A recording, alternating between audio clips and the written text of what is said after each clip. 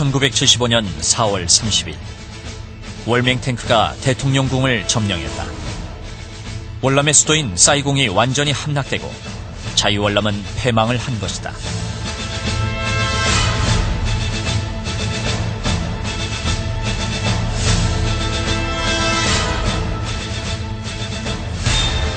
국가의 패망으로 인해 월남 국민들은 상상할 수 없는 시련과 고통을 감내해야만 했다. 살아남기 위해 가족과 생이별을 해야만 했고, 그렇게 대부분의 사람들은 자유를 찾아 공산화된 조국을 탈출할 수밖에 없었다.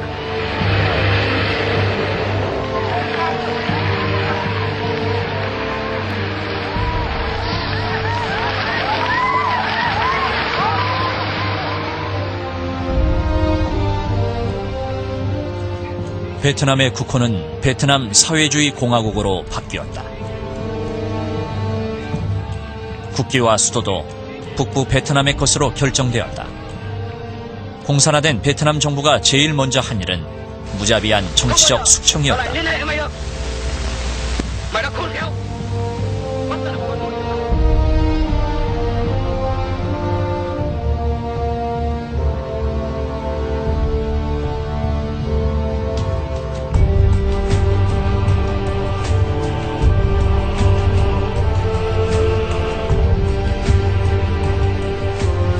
고위 공무원, 지도층 인사, 언론인, 정치인들은 물론 군인, 경찰 모두 정신개조 수용소에 강제 수감되었다.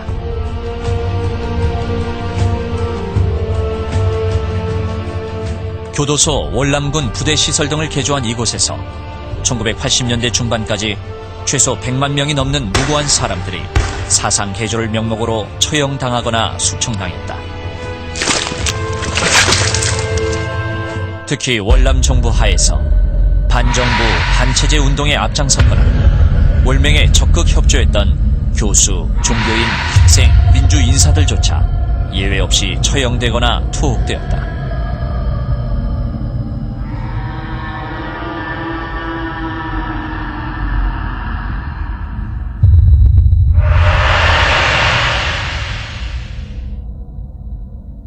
감옥에 아버님한테 얘기 들어보니까 어둠 속에 그냥 가둬놨대요. 어둡게. 그리고 가끔마다 풀리면 햇빛도 안 보이는, 보기 힘든다고 그 정도. 몸 다 구부려 뼈 아프고 그 정도 당했대, 2년이나. 그런 어둠 속에 가둬놨대요. 감옥인가 모르겠는데 하여튼 혼자만 그 어둠 속에 있대요. 구국 평화회복 및 반부패 운동단체를 결성해 반정부 활동에 앞장섰던 승려 틱직구왕은 일명 호랑이 우리라고 불리는 비좁은 칸막이 속에 오랜 기간 갇혀 결국 다리가 굳어져 장애인이 됐다. 천주교 사제들과 신도들의 반전투쟁을 유도하며 정보 방첩기관 무력화에 앞장섰던 찬틴 신부 또한 감옥살이를 면치 못했다. 다른 반정부 지도자들도 강제 수감되어 머리를 강제 삭발시켜 머리털을 물에 타 마시게 하는 등 각종 고문을 피할 수 없었다.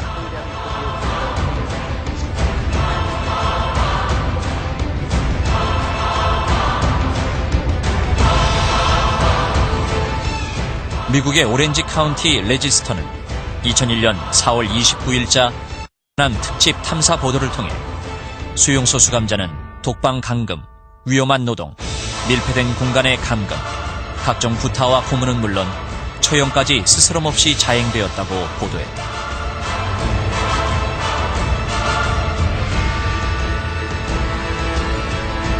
오렌지 카운티는 이 보도를 통해 정신개조 수용소에는 100만 명 정도의 사람들이 공식 절차 없이 강제 투옥되었고 수용소에서 적어도 16만 5천 명 이상이 처형당하거나 죽임을 당했다고 보도했다.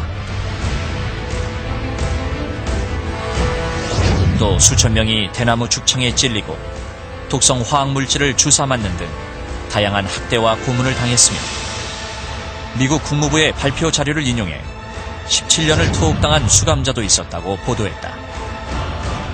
이 신문은 적어도 이러한 수용소가 150여 개 이상 운영되었으며 남베트남 세 가구 중 한 가구의 친인척은 이 수용소에 수감되었다고 보도했다. 공산주의는 역시 공산주의다. 일단 통일이 끝난 다음에는 이제 쓸모없는 사람들이라고 이렇게 생각했는데 그렇다고 해서 그걸 무조건 다 죽일 수는 없지 않습니까? 그러니까 승려 또는 무슨 신부 이런 사람들 또 운동권 학생들 굉장히 많이 자기들 공산화하는데 도움을 준 사람들이지만 이 사람들에 대해서 1차적으로 강력한 통제를 했단 말이야. 그러니까 자기들 뭐 벼슬도 주고 굉장히 대우를 해줄 줄 알았는데 그걸 안 하니까 거기서 반발을 일으키는 놈은 숙청해버리고 응? 좀 긴가민가 하는 놈은 그 수용소에 넣어서 교육시키고. 월맹은 정치적 탄압에 이어 사회 곳곳에 손과 발을 묶었다. 공산화에 장애가 된다는 명분으로 기본적 인권을 철저히 탄압했다. 먼저 언론 출판의 자유를 박탈하고 집회 결사의 자유를 철저히 제한했다. 종교의 자유 또한 허락하지 않았다. 종교단체를 모든 사회단체의 상위 조직인 베트남 조국전선 산하에 강제로 편입시키고 종교계의 신문과 잡지 발간을 정지시키는 등 사회활동을 금지시켰다. 그리고 이에 항의하는 종교 지도자들은 줄줄이 체포, 구금되었다. 또한 변방의 신경제지역으로 230만 명이 강제 이주되어 밀림 늪지대에서 굶주림과 질병, 착취로부터 고통을 겪어야 했다.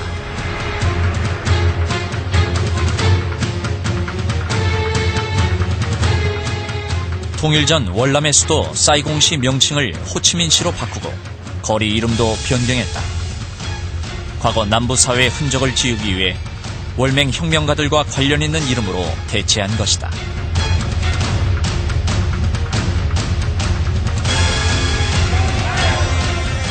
심지어 전 대통령 응오딘 지엠과 많은 전직 장관, 장군 등 고위 인사들의 무덤까지 파헤쳐졌고 시체는 불태워졌다.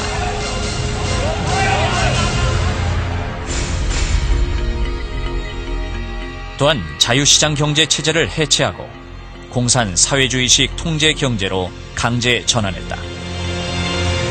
먼저 500대 1로 화폐 개혁을 단행하여 개인이 쌓아올린 모든 재산을 몰수했다.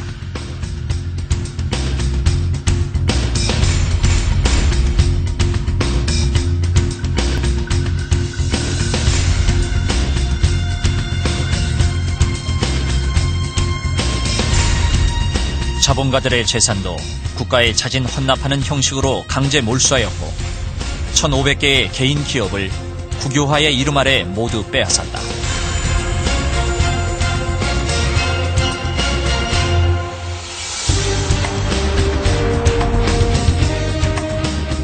농민들의 토지는 물론 농기계, 가축까지 몰수하여 집단 농장화하고 공동생산 배급제로 강제 전환했다. 이로 인해 쌀 생산량이 크게 줄어들어 세계 2, 3위의 쌀 수출국이었던 베트남은 급기야 매년 100만 톤의 쌀 수입국으로 전락했다.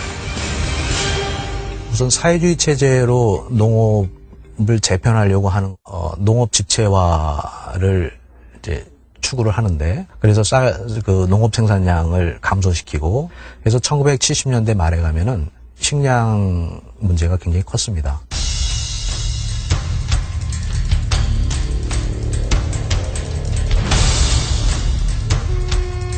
통일 베트남 공산당 총비서 레드와는 1976년 개원 국회에서 조국을 10배 더 크고 10배 더 아름답게 만들 것이라고 장담했다.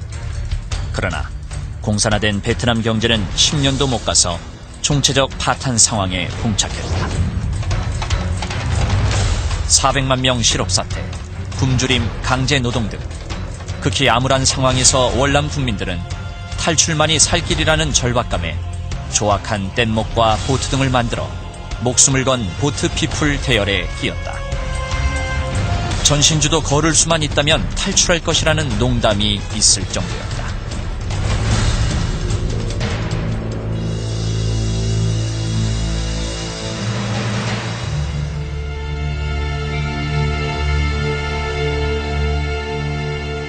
1975년부터 1980년 중반까지 바다에 몸을 던진 80만 보트 피플을 포함 육로 탈출자까지 무려 110만 명. 이들은 필리핀, 한국, 인도네시아, 미국을 향해 바다에 목숨을 걸었다. 받아줄 국가를 찾아 정처 없이 바다를 떠돌다가 배가 뒤집혀 익사하거나 해적에게 가진 것을 다 빼앗기고 부녀자들은 강간당한 뒤 모두 바다에 버려지는 일이 비일비재했다. 그렇게 약 11만 명이 물귀신이 되고 말았다. 나라 그렇게 되는 거는 슬프다 그렇게 다시 뒤로 보니까 저쪽에 이제 바다 타잖아요. 배 타고 이제 저 멀리 점점 야자나무인가 집인가 점점 멀리 보여. 내 고향이 점점 떨어져 멀리 보니 그게 슬프고 눈물이 났어요. 근데 이제 이렇게 갔다가 언제 또 돌아오나 이렇게 쳐다보고 생각했어요.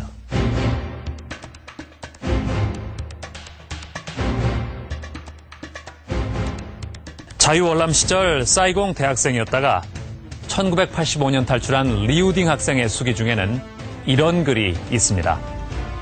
나라를 망친 이유는 행정관료의 부정부패와 정당 간의 극한 대립, 공산분자에게 관용을 베풀고 처형을 못하고 감옥에 가두어 오히려 보호를 해주고 반정부 과격 데모를 중지시키지 못한 것에 있다.